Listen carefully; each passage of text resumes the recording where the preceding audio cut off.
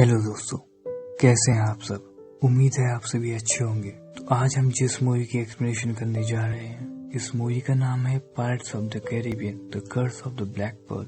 ये मूवी 2003 में रिलीज हुई थी और ये एक अमेरिकन एडवेंचर फैंटेसी फिल्म है। इस मूवी में हमको लीड रोल में देखेंगे Johnny Depp as Captain Jack Sparrow और Orlando Bloom as Will Turner. इस मूवी का जो प्लॉट है वो 17वीं और 18वीं शताब्दी के बीच का है। ये वो टाइम था जब समुद्री लुटेरों का आतंक अपने चरम पर था, खासकर कैरिबियन सी पर। ये कहानी है एक ऐसे जहाज के बारे में जिसका नाम है ब्लैक पर्ल। ब्लैक पर्ल एक आखिरी समुद्री लुटेरा जहाज है और इस जहाज यानी ब्लैक पर्ल पे क्या कर्स है यानी क्या श्राप है, यह आपको धीरे धीरे आगे पता चलेगा जैसे जैसे स्टोरी आगे बढ़ेगी। इस मूवी को ठीक से समझने के लिए आपको 4 सिटीज या 4 आइलैंड्स को ठीक से समझना पड़ेगा। पहली city port royal. Port royal में सिविलाइज्ड लोग रहते हैं जो कानून को मानते हैं, कानून का पालन करते हैं, प्रशासन पे भरोसा करने वाले, या सीधे शब्दों में कहा जाए आम जनता। दूसरा जो आइलैंड है उसका नाम है टॉर्टुगा। टॉर्टुगा आइलैंड पे पोर्ट रॉयल के बिल्कुल उलट लोग रहते हैं, अनसिविलाइज्ड लोग, कानून को नहीं मानने वाले, वांटेड क्रिमिनल जिनको देश निकाला दे दिया गया है, ऐसे लोग, समुद्री लुटेरे। ऐसे अनसिविलाइज्ड लोग यहाँ पे पनाह लेते हैं। तीसरा जो आइलैंड है उसका नाम है रम आइलैंड। ये एक बहुत छोटा सा आइलैंड है जिसपे नॉर्मली लोगों को सजा देने के लिए छोड़ा जाता है, क्योंकि ऐसा कहा जाता है आज तक कोई भी इस आइलैंड से जिंदा बच के वापस नहीं आया है। और जो चौथा टापू है उसका नाम है डेड आइलैंड यानी मुर्दों का टापू। ये टापू क्या है और उसका क्या रहस्य है ये आपको आगे पता चलेगा जैसे जैसे स्टोरी आगे बढ़ेगी। मूवी के पहले सीन में हम देखते हैं कोहरे से एक जहाज बाहर निकल रहा है जिसका नाम है डॉटलेस जहाज, और इस पे एक लड़की खड़ी है जो एक गाना गा रही है। ये गाना समुद्री लुटेरे का गाना है और तभी गिब्स की एंट्री होती है। गिब्स उसे मना करता है ये गाना गाने से, क्योंकि उसका मानना है ये गाना गाने से अपशकुन होता है। तभी जेम्स नॉरिंगटन पीछे से आते हैं और वो एलिजाबेथ को समझाते हैं कि समुद्री लुटेरे खतरनाक इंसान होते हैं और इनसे रिलेटेड या इनसे जुड़ा हुआ कोई भी इंसान जो उनकी मदद करे या वो किसी भी तरीके से समुद्री लुटेरे से जुड़ा हो, वो उसको कड़ी से कड़ी सजा देंगे। तभी एलिजाबेथ देखती है कि पानी में कोई लड़का डूब रहा है। वो जोर से चिल्ला के सबको बताती है और उनको बोलती है उस लड़के को बचाने के लिए। सभी किसी तरीके से उस लड़के को बचाते हैं और उसको जहाज पे लेके आते हैं। तभी गिब्स की नजर एक जहाज पे पड़ती है जो पूरी तरीके से तबाह हो चुका होता है। वो नॉरिंगटन से बोलता है जरूर समुद्री लुटेरों का काम है, और ये बात सुन के नॉरिंगटन चौकन्ना हो जाता है। वो शिप की डायरेक्शन को मोड़ देता है और सबको चौकन्ना रहने के लिए बोलता है। तभी एलिजाबेथ उस लड़के के पास आती है और वो लड़का चंद मिनटों के लिए होश में आता है। एलिजाबेथ उससे बोलती है मेरा नाम एलिजाबेथ है, और लड़का बोलता है मेरा नाम विल टर्नर है, और ये बोल के वो लड़का फिर से बेहोश हो जाता है। तभी एलिजाबेथ देखती है उसके गले में एक सोने का सिक्का है। वो सिक्के को देखती है और उसे महसूस होता है कि ये सोने का सिक्का तो समुद्री लुटेरों का सोने का सिक्का है, और उसे ये लगता है अगर ये बात नॉरिंगटन को पता चल गई तो वो उस लड़के को जान से मार देगा। इसलिए जैसी नॉरिंगटन आता है वो उस सिक्के को छुपा लेती है। अब कहानी बढ़ती है 8 साल आगे और हम देखते हैं एलिजाबेथ बड़ी हो चुकी है और उसके पास वो सोने का सिक्का अभी भी है जो विल टर्नर का होता है। अब एंट्री होती है गवर्नर स्वॉन की, जो कि एलिजाबेथ के पिता हैं। उनका नाम है गवर्नर वेदरबी स्वॉन। वो एलिजाबेथ के लिए एक ड्रेस लेके आए और वो एलिजाबेथ को कहते हैं उसे ट्राई करने के लिए, और बातों ही बातों में वो एलिजाबेथ को बताते हैं कि जेम्स नॉरिंगटन एलिजाबेथ को पसंद करते हैं और जल्द ही उनका प्रमोशन होने वाला है। तभी हम यहाँ पे देखते हैं विलियम टर्नर की एंट्री होती है। वो वेदरबी स्वॉन यानी गवर्नर स्वॉन के लिए एक तलवार बना के लाए हैं। एक्चुअली विल टर्नर जो है लोहार है, उसने गवर्नर स्वॉन के कहने पे एक तलवार को रेडी किया हुआ है। तभी अगले सीन में एलिजाबेथ सीढ़ियों से नीचे आती है और विल टर्नर को देखती है। विल टर्नर भी एलिजाबेथ को देखता है और यहाँ पे हम समझ पाते हैं कहीं ना कहीं विल टर्नर एलिजाबेथ को पसंद करता है। तभी यहाँ पे एलिजाबेथ आके विलियम से ऐसे बात करती है जैसे कोई दोस्त अपने दोस्त से बात करता है, मगर विलियम में हल्की सी झिझक होती है क्योंकि एलिजाबेथ एक बहुत बड़े परिवार की बेटी है और वो एक गवर्नर की भी बेटी है। उसमें इस बात की झिझक होती है और ये हमें सीन में साफ दिखाई देता है। तभी वहाँ से एलिजाबेथ अपने पिता के साथ चले जाती है और विलियम देखता रह जाता है। अगले सीन में हम देखते हैं कि जेम्स नॉरिंगटन का प्रमोशन हो रहा है और वो कोमोडोर बन रहे हैं, इसलिए सभी उनका स्वागत कर रहे हैं और उन्हें सलामी दे रहे हैं। और यहीं पर ही गवर्नर स्वॉन विलियम टर्नर द्वारा बनाई गई तलवार को नॉरिंगटन को प्रेजेंट करते हैं। तभी हम अगले सीन में देखते हैं जैक स्पैरो की एक धमाकेदार एंट्री होती है। वो भी आज के दिन पोर्ट रॉयल आया है। उसका प्लान होता है किसी एक शिप को चुराने का। वो जाके इंटरसेप्टर जहाज पे खड़ा हो जाता है और उसे चुराने की कोशिश कर रहा होता है। तभी वहाँ पे 2 सिपाही आते हैं और जैक स्पैरो को पकड़ लेते हैं और उससे पूछते हैं तुम्हारा नाम क्या है और यहाँ आने का तुम्हारा मकसद क्या है। तभी जैक स्पैरो बोलता है उसका मकसद है इस जहाज को चोरी करना और टॉर्टुगा में अपनी धौंस जमाना। तभी हम अगले सीन में देखते हैं जेम्स नॉरिंगटन एलिजाबेथ को शादी के लिए प्रपोज करने ही वाला होता है कि एलिजाबेथ पानी में गिर जाती है। तभी हम देखते हैं पास ही में जैक स्पैरो भी होता है और वो उन्हीं 2 सैनिकों के साथ होता है। वो एलिजाबेथ को पानी में गिरते हुए देखता है और उन सिपाहियों से पूछता है क्या तुम उसे बचाने जाओगे, लेकिन वो सिपाही बोलते हैं हमें तैरना नहीं आता। इस पर जैक स्पैरो अपने कपड़े उतारता है, अपनी हैट उन सिपाहियों को देता है और पानी में कूद पड़ता है। तभी हम देखते हैं एलिजाबेथ के गले में जो सोने का सिक्का है वो पानी के कांटेक्ट में आके एक जोर का झटका प्रोड्यूस करता है। इस झटके को हर कोई महसूस कर पाता है और उस झटके के बाद ही हवा की डायरेक्शन चेंज हो जाती है, हवा की दिशा चेंज हो जाती है। तभी जैक स्पैरो एलिजाबेथ स्वान को ऊपर लेके आता है और तभी उसकी नजर उस सोने के सिक्के पे पड़ती है और वो एलिजाबेथ से पूछता है तुम्हें ये सिक्का कहाँ से मिला। और यहाँ पे जेम्स नॉरिंगटन की एंट्री होती है और वो कैप्टन जैक स्पैरो से हाथ मिलाने के बहाने उसके हाथ पे बने निशान को देख लेते हैं जो कि ईस्ट इंडिया कंपनी ने उसे दिया होता है। और ये देख के जेम्स नॉरिंगटन पहचान जाते हैं कि जैक स्पैरो एक समुद्री लुटेरा है और वो अपने सैनिकों से बोलता है इस पे अपनी बंदूकें ताने रहो। तभी नॉरिंगटन जैक से बोलता है जैक तुम तो लुटेरों का नाम बदनाम कर रहे हो, जिस पर जैक एक एपिक रिप्लाई करते हुए बोलता है अगर बदनाम होगा तो क्या नाम ना होगा। और बातों ही बातों में बड़ी चालाकी से जैक स्पैरो एलिजाबेथ के सर पे बंदूक तान के अपना सारा सामान लेके वहाँ से भाग जाता है और जैक स्पैरो भाग के एक लोहार के वर्कशॉप पे जाके छुप जाता है।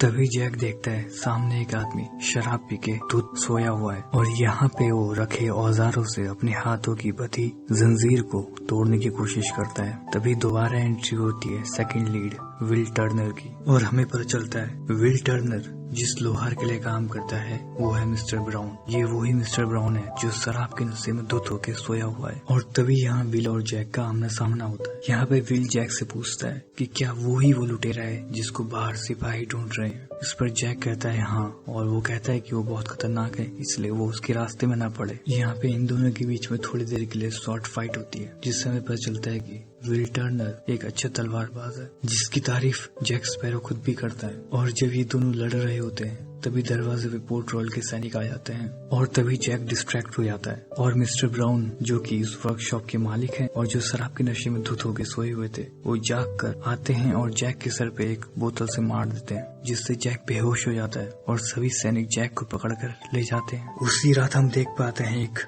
बड़े काले शिप को जो एक बड़े गहरे धुएं के साथ आगे बढ़ रहा होता है और इस शिप के पोर्ट रॉयल के किनारे पहुंचते ही ये शिप पोर्ट रॉयल पे अपनी बड़ी बड़ी तोपों से गोले दागने शुरू कर देता है। जैक स्पैरो इस जहाज के गोलों की आवाज को पहचान जाता है और वो समझ जाता है कि ये जहाज ब्लैक पर्ल है। यहाँ पे हम समझ पाते हैं कि जैक का ब्लैक पर्ल से जरूर कुछ पुराना रिलेशन है। यहाँ पोर्ट रॉयल शहर में हर तरफ अफरा तफरी मची हुई है और ब्लैक पर्ल के सभी समुद्री लुटेरे शहर को लूटना स्टार्ट कर देते हैं और यहाँ पर 2 लुटेरे मौका पाकर गवर्नर स्वान के घर पर पहुंच जाते हैं। गवर्नर स्वान इस वक्त घर पर नहीं होते और एलिजाबेथ को लगता है कि वो उसे किडनैप करने आए हैं क्योंकि वो गवर्नर स्वान की बेटी है। और वो 2 लुटेरे जिनका नाम है पिंटेल और रकेटी वो एलिजाबेथ को किडनैप कर लेते हैं और एलिजाबेथ को किडनैप करके वो एलिजाबेथ को ब्लैक पर्ल जहाज पे ले आते हैं। दरअसल उन 2 लुटेरों ने एलिजाबेथ को इसलिए किडनैप किया होता है क्योंकि एलिजाबेथ के पास वो सोने का सिक्का होता है जो उसने बचपन में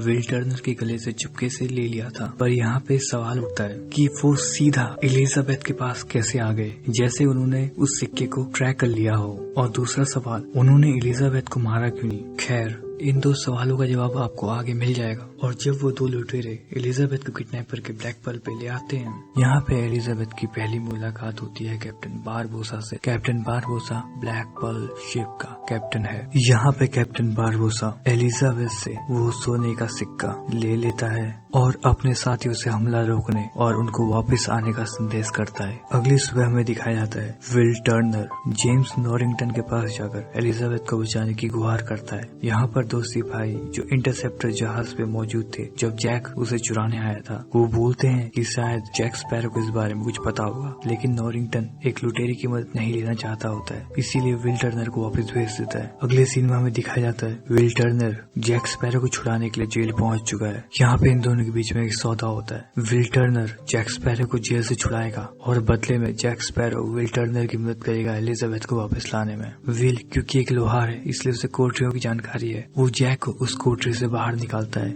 और अब जैक आजाद है। अब ये दोनों प्लान करते हैं कि किस तरीके से अभी एक जहाज चुराएंगे और ये बड़ी चतुराई से इंटरसेप्टर जहाज को चुरा लेते हैं। यहाँ पे बातों ही बातों में जैक विलियम से उसका पूरा नाम पूछता है और फिर जैक उसको बताता है कि उसके पिता भी एक समुद्री लुटेरा था। अगले सीन में हमें दिखाया जाता है कि ये दोनों टॉर्टुगा आइलैंड पहुंच चुके हैं। यहाँ पे जैक को एक आदमी मिलता है जो उसका पुराना साथी होता है और ये आदमी और कोई नहीं बल्कि गिब्स होता है। ये वही गिब्स है जिसे हम मूवी के पहले सीन में देख चुके हैं और यहाँ पे ये तीनों मिलके एक टीम रिक्रूट करने की कोशिश करते हैं। अगला सीन हमें ब्लैक पर्ल पे दिखाया जाता है जहाँ पे कैप्टन बारबोसा और एलिजाबेथ एक साथ डिनर कर रहे हैं। यहाँ पे बातों ही बातों में एलिजाबेथ कैप्टन बारबोसा से पूछती है कि उसके पास तो बेशुमार सोना है, फिर वो सिर्फ एक सोने के सिक्के के लिए इतना दूर क्यों आया और उसने पोर्ट रॉयल पे हमला क्यों किया। यहाँ पे कैप्टन बारबोसा एलिजाबेथ को बताता है कि बहुत सालों पहले उसने एक कहानी सुनी थी और उसने भी इस कहानी पे कभी विश्वास नहीं किया। ये कहानी है एज़टेक के खजाना के बारे में जो कि है एक आइलैंड पे जिसका नाम है इस्ला दा मुर्दा। दोस्तों स्पेनिश नाम है और इसका मतलब है मुर्दों का टापू या मृत टापू। बारबोसा आगे बताता है कि ये टापू खजाने से भरा हुआ है और इस खजाने में सबसे नायाब चीज जो है वो है एज़टेक का संदूक जिसमें है 882 सोने के सिक्के। दरअसल दोस्तों इसके पीछे स्टोरी ये है कि एक जगह थी जिसका नाम था एज़टेक। वहाँ पे एक राजा रूल किया करता था जिसका नाम था कॉर्टिस। वो अपनी जनता पे बहुत ज्यादा अत्याचार किया करता था। ऐसा कहा जाता था कि वो बहुत ज्यादा लालची है, इसलिए वहाँ की जनता ने जितना भी पैसा उनके पास बचा था उसको सोने में कन्वर्ट किया और उस सोने से 882 सोने के सिक्के तैयार करे इस उम्मीद में कि शायद ये 882 सिक्के लेने के बाद कॉर्टिस उन पे अत्याचार करना बंद कर दे। लेकिन कॉर्टिस ऐसा नहीं करता है, इसलिए ऐसा कहा जाता है कि खुद एज़टेक के लोगों के ईश्वर ने एज़टेक के 882 सोने के सिक्कों पे श्राप लगा दिया और जो भी एज़टेक के संदूक में से एक भी सोने का सिक्का चुराएगा वो श्रापित हो जाएगा और उस पर ये श्राप तब तक रहेगा जब तक वो सारे के सारे सिक्के एज़टेक के संदूक में वापस न रख दे और खून की आहुति न दे। यहाँ पे एलिजाबेथ समझ जाती है कि यहाँ पर जो खून की बात हुई है वो उसके खून की बात हुई है और उसको ये समझ में आ जाता है कि जल्दी कैप्टन बारबोसा और उसके साथी श्राप मुक्त होने के लिए उसे मार देंगे। इसीलिए वहाँ से भागने की ट्राई करती है, लेकिन जैसे ही वो कैप्टन के कैबिन से बाहर भागती है उसे इस बात का एहसास होता है कि ये श्राप वाली बात एक सच है और चांदनी रात यानी चांद की रोशनी पे ये लुटेरे श्राप के प्रभाव में आकर एक कंकाल में तब्दील हो जाते हैं। तभी बारबोसा आकर एलिजाबेथ को अपने कैबिन में बंद कर देता है।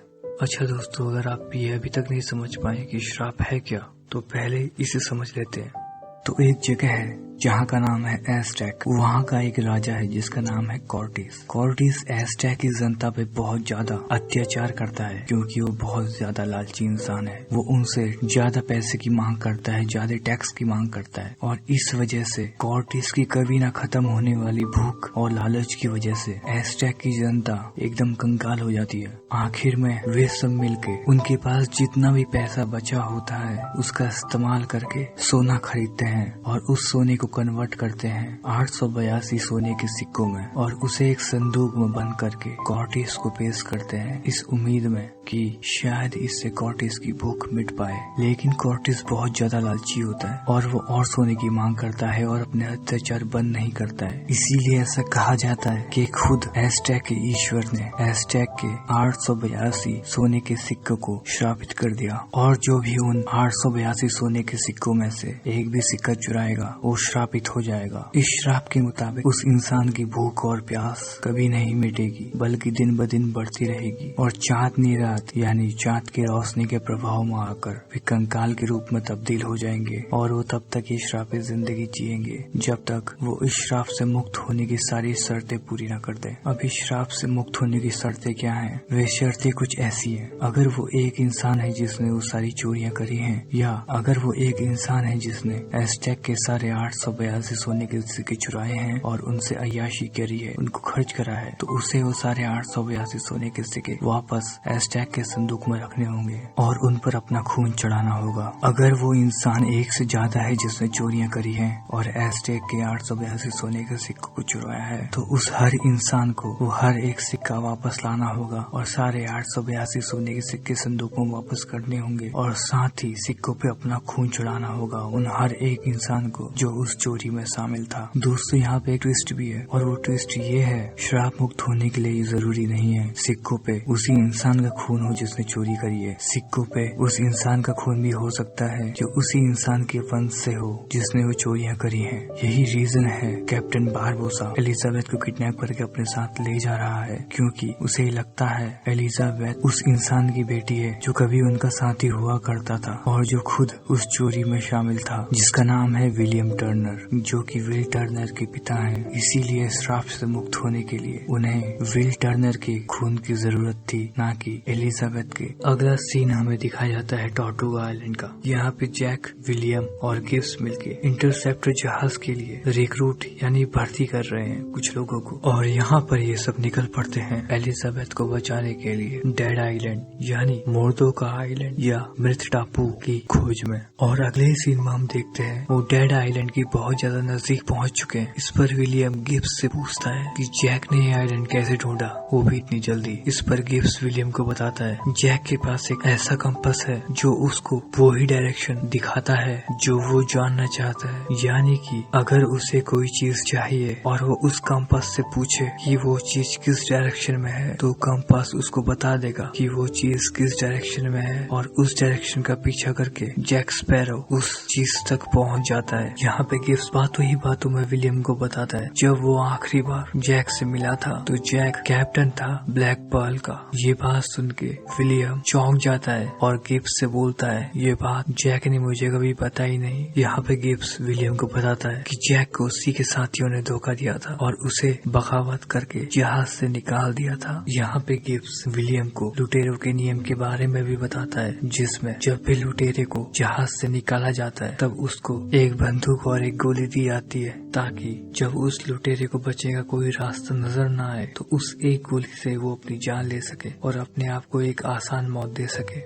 जब भी किसी समुद्री लुटेरे को उसके कैप्टन द्वारा या उसके क्रू मेंबर द्वारा जहाज से निकाल दिया जाता है तो नॉर्मली उसको इस आइलैंड पे यानी रम आइलैंड पे छोड़ दिया जाता है, क्योंकि ये एक ऐसा आइलैंड है जिससे बच पाना बिल्कुल ही नामुमकिन है। जैक को भी इसी आइलैंड पे छोड़ा गया था जिसका नाम है रम आइलैंड, पर जैक किसी तरीके से वहाँ से भाग आया और ऐसा कहा जाता है कि रम आइलैंड से भागने वाला सिर्फ एक लुटेरा है जिसका नाम है कैप्टन जैक स्पैरो।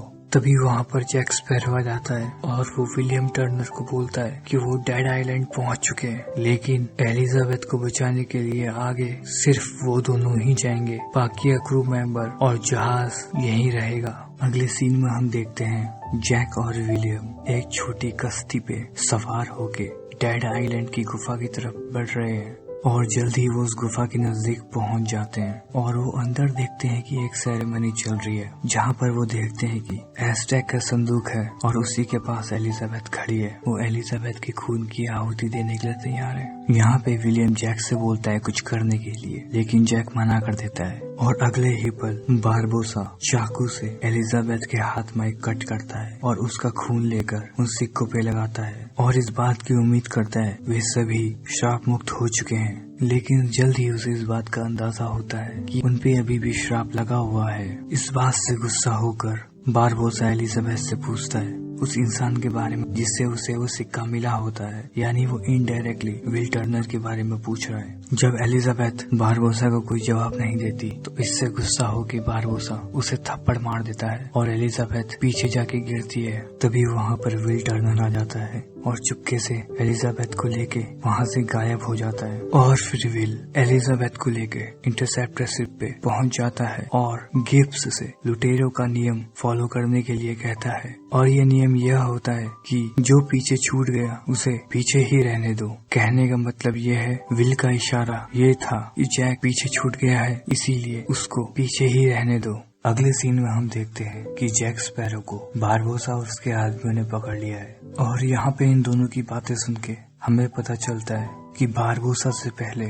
जैक ही ब्लैक पर्ल का कैप्टन था और वो बारबोसा ही था जिसने कैप्टन जैक स्पैरो से बगावत करी थी और कैप्टन बनने के बाद उसने जैक स्पैरो को रम आइलैंड में मरने के लिए छोड़ दिया था। यहाँ पे जैक बारबोसा को इस बात के लिए थैंक यू भी कहता है, क्योंकि अगर वो अपने साथियों के साथ मिलकर बगावत नहीं करता तो जैक भी उस चोरी का हिस्सा होता और वो भी श्रापित होता।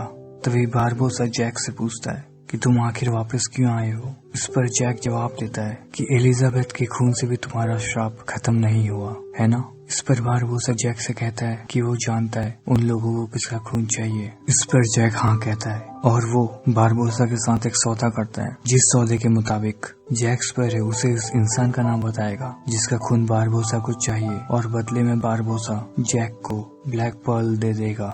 अगले सीन में हम देखते हैं कि बारबोसा अपने साथियों के साथ मिलकर इंटरसेप्टर का पीछा कर रहा है, क्योंकि उसको कम से कम वो सिक्का चाहिए। उसको अभी भी विल टर्नर के बारे में नहीं पता है, उसको सिर्फ वो सिक्का चाहिए श्राप मुक्त होने के लिए। तभी जैक पीछे से आता है और बारबोसा से कहता है कि वो इंटरसेप्टर पे जाएगा और एलिजाबेथ से वो सिक्का मांग लाएगा। इस पे बारबोसा जैक से कहता है जब लोग मर जाएं तब चीजें ढूंढना आसान होता है। यहाँ पे बारबोसा इंटरसेप्टर को डुबाने पे इसलिए तुला हुआ है क्योंकि उसे विल के बारे में भी कुछ नहीं पता है। उसे नहीं पता है कि विल विलियम टर्नर का ही बेटा है और अगर विल टर्नर मर गया तो शायद वो कभी श्राप मुक्त ना हो पाए। अगले सीन में हम देखते हैं इंटरसेप्टर और ब्लैक पर्ल दोनों एक दूसरे के सामने हैं और दोनों ही लड़ाई के लिए तैयार हैं और इन दोनों के बीच जबरदस्त गोलाबारी चलती है और इस लड़ाई के अंत तक बारबोसा इंटरसेप्टर जहाज के सभी क्रू मेंबर्स को बंदी बना लेता है और उसके पास वो सोने का सिक्का भी होता है। तभी वहाँ पे विलियम टर्नर आ जाता है और वो बारबोसा को कहता है मुझे तुम्हारे श्राप के बारे में सब पता है और तुम्हें जिसका खून चाहिए वो एलिजाबेथ नहीं मैं हूँ।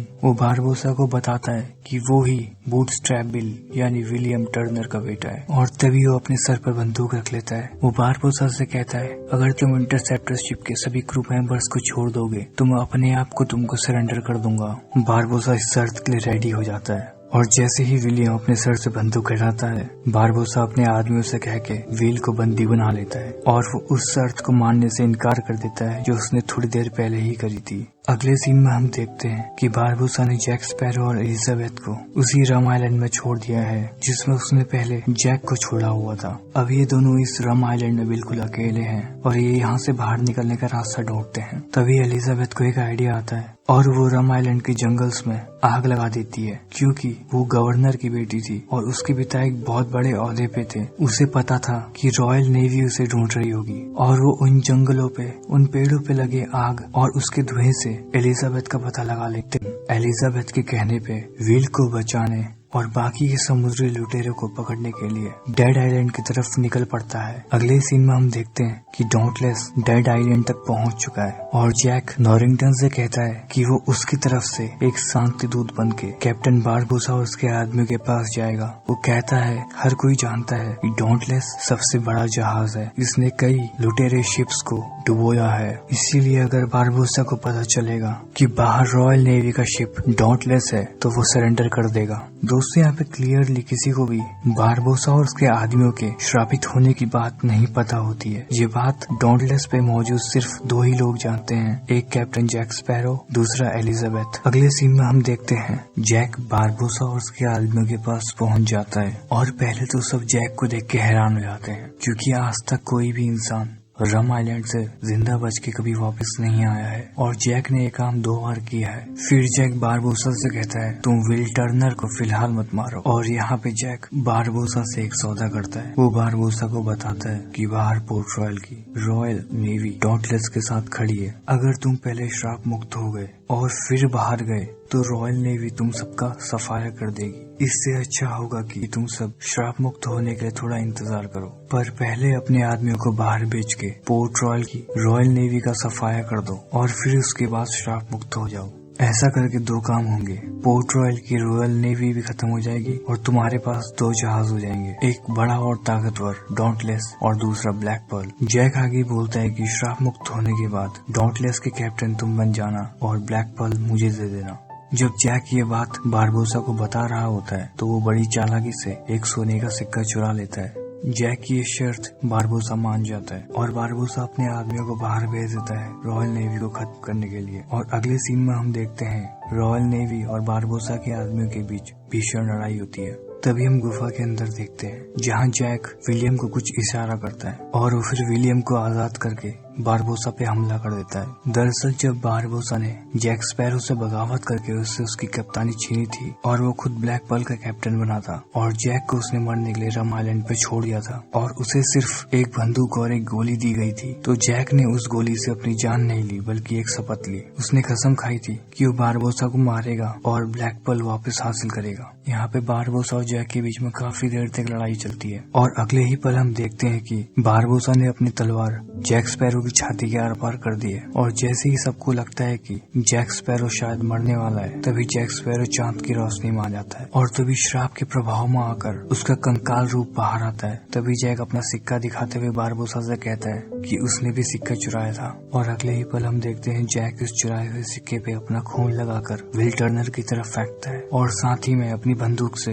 बारबोसा की छाती में गोली भी मार देता है और बारबोसा की छाती से खून निकल रहा है। तभी बारबोसा पीछे मुड़ के देखता है तो तब तक विल टर्नर अपना खून सिक्के में लगाकर संदूक में डाल चुका होता है, यानी कि बारबोसा उसके साथियों का श्राप खत्म हो चुका था और साथ में जैक स्पैरो का भी। और ऐसे बारबोसा का अंत हो जाता है। अब चूंकि श्राप खत्म हो चुका है तो धीरे धीरे बारबोसा के साथी भी मरने लगते हैं और बाकी बचे साथी पोर्ट रॉयल की रॉयल नेवी के सामने हथियार डाल देते हैं, यानी सरेंडर कर देते हैं। इस सब का फायदा उठाते हुए गिब्स अपने साथियों के साथ मिलके ब्लैक पर्ल को लेकर भाग जाता है और जैक को पोर्ट रॉयल की रॉयल नेवी गिरफ्तार कर लेती है।